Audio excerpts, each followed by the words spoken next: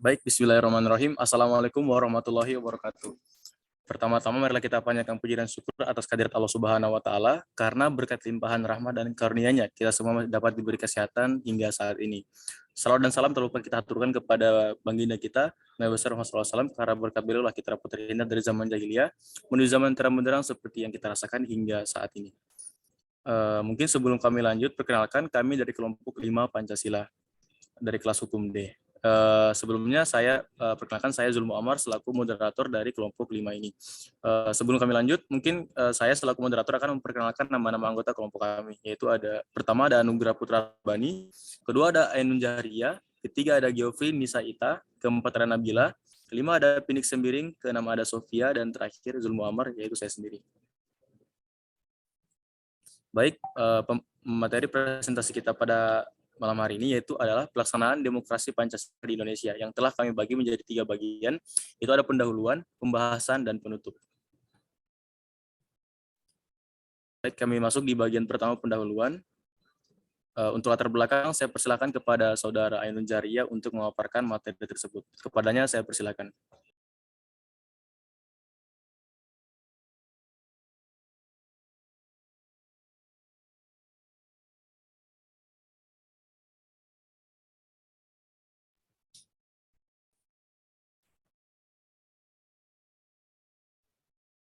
Pada Saudara Ainun Jahriyah, saya persilakan untuk memaparkan materi terkait latar belakang.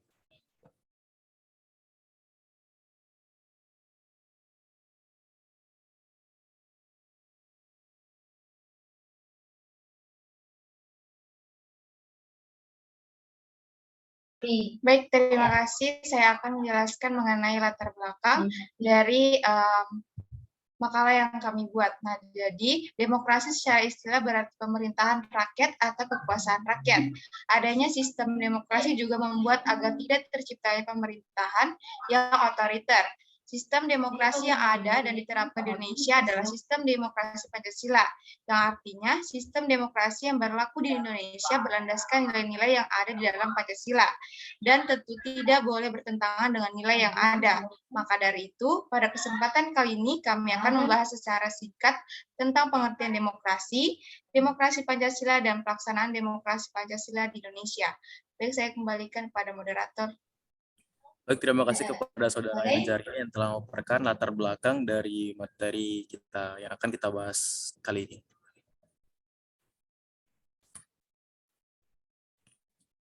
Nah, dari latar belakang tersebut, kami dari kelompok 5 merumuskan 3 masalah, yaitu yang pertama, apa yang dimaksud dengan demokrasi? Yang kedua, apa yang dimaksud dengan demokrasi Pancasila?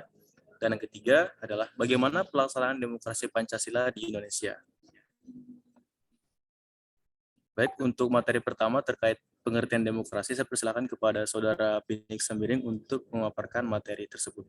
Kepadanya saya persilakan. Ya, terima kasih kepada moderator. Saya langsung saja pengertian demokrasi. Istilah demokrasi berasal dari bahasa Yunani yang diutarakan di Athena pada abad ke-5 sebelum Masehi. Secara istilah atau etimologi, kata demokrasi ini berasal dari bahasa Yunani demokratia yang berarti rule of the people. Merupakan paduan dari 2 kata, yaitu demos dan kratos. Demos yang berarti rakyat dan kratos yang berarti kekuasaan atau pemerintahan. Yang berarti apabila diartikan secara bahasa, demokrasi berarti kekuasaan rakyat atau pemerintahan rakyat. Dalam ucapan Abraham Lincoln tentang demokrasi dalam bahasa Inggris, yang artinya yaitu pemerintahan dari rakyat, oleh rakyat, untuk rakyat. Definisi lain juga dikemukakan oleh Joseph Sumter, yaitu metode yang demokrasi adalah suatu pengaturan kelembagaan guna mencapai keputusan politik, di mana setiap individu berusaha mendapatkan kekuasaan untuk mengambil keputusan lewat kompetisi guna memperoleh suara rakyat. Secara umum, demokrasi adalah sebuah sistem yang pemerintahan di mana kekuasaan atau pemerintahan tertinggi berada di tangan rakyat. Hal ini berarti bahwa sebuah negara yang menerapkan sistem demokrasi adalah negara yang seharusnya anti dari pemerintahan atau kekuasaan otoriter. Setelah kekuasaan tertinggi atau pemerintahan tertinggi berada di tangan rakyat itu sendiri dan bukanlah pemerintah atau pemangku jabatan. Sekian dari saya kembalikan kepada moderator. Baik, terima kasih kepada Saudara Pinik Sembiring yang telah memaparkan materi terkait pengertian demokrasi. kita masuk pada materi tentang pengertian demokrasi Pancasila.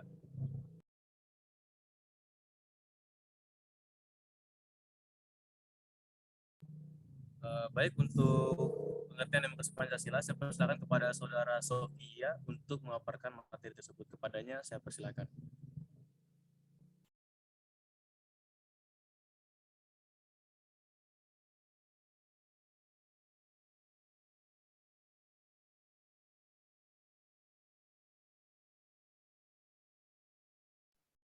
Pada Saudara Sofia, saya persilakan untuk memaparkan materi terkait pengertian demokrasi Pancasila. Baiklah, terima kasih atas kesempatannya. Adapun pengertian demokrasi Pancasila, prinsip-prinsip demokrasi Pancasila menurut Jimli adalah sebagai berikut. 1. Kebebasan atau persamaan, atau freedom atau equality. 2. Kedaulatan rakyat, self-organizing. 3. Pemerintahan yang terbuka dan bertanggung jawab. Saya kembalikan ke moderator. Baik, terima kasih kepada Saudara Sofia yang telah memaparkan materi terkait pengertian demokrasi Pancasila. Selanjutnya kita masuk pada bagaimana pelaksanaan demokrasi Pancasila di Indonesia. Nah, untuk materi ini saya persilakan kepada Saudara Geofrini Saita untuk memaparkan materi tersebut. Kepadanya saya persilakan. Baik, terima kasih atas kesempatan yang diberikan. Saya akan menjelaskan mengenai pelaksanaan demokrasi Pancasila di Indonesia. Yang pertama yaitu pada masa Orde Baru. Pelaksanaan demokrasi Pancasila pada masa Orde Baru dengan presidennya yaitu Soeharto. Demokrasi Pancasila secara garis besar menawarkan 3 komponen demokrasi, yaitu demokrasi dalam bidang ekonomi, demokrasi dalam bidang politik, dan demokrasi dalam bidang hukum. Namun disebabkan banyak kegagalan pemerintahan yang berjalan pada masa Orde Baru, sehingga perjalanan demokrasi pada masa Orde Baru dianggap gagal. Selanjutnya yaitu pelaksanaan demokrasi Pancasila di Indonesia pada masa reformasi sampai sekarang. Pelaksanaan demokrasi Pancasila masa reformasi. Berakhirnya masa Orde Baru ditandai dengan penyerahan kekuasaan dari Presiden Soeharto ke Wakil Presiden B.J. Habibie. Demokrasi Pancasila yang dimulai sejak masa reformasi adalah demokrasi Pancasila yang sama seperti yang kita rasakan hingga saat ini. Sekian dari saya kembalikan kepada moderator. Baik, terima kasih kepada Saudara Geofrini Saita yang telah memaparkan materi terkait bagaimana pelaksanaan demokrasi Pancasila di Indonesia. Nah, tanpa terasa, kita sudah memasuki bab 3 itu penutup. Nah, untuk memaparkan tentang bagaimana kesimpulan dari presentasi kita pada hari ini, saya persilakan kepada Saudara Nuge, maksud saya kepada Saudara Anugrah Saputra untuk memaparkan materi tersebut. Kepadanya saya persilakan. Ya, terima kasih moderator atas kesempatannya. Baik, jadi dalam kesimpulan ini, demokrasi adalah sebuah sistem pemerintahan di mana rakyatlah yang memiliki kuasa tertinggi. Demokrasi Pancasila menjadikan Pancasila sebagai landasan dalam berjalannya pemerintahan itu sendiri. Hal ini berarti berjalan sistem pemerintahan demokrasi yang ada di Indonesia harus selalu berlandaskan Pancasila dan tidak boleh bertentangan atau menyimpang. Itu untuk kesimpulannya, saya kembalikan kepada moderator. Baik, terima kasih kepada Saudara Anugrah Putra Rabani yang telah memaparkan bagaimana kesimpulan dari presentasi yang telah kami buat. Nah, selanjutnya untuk saran bagian terakhir, saya persilakan kepada Saudara Nabila untuk memaparkannya. Kepadanya saya persilakan. Baik, terima kasih atas kesempatannya. Saya akan membacakan saran dari materi di atas.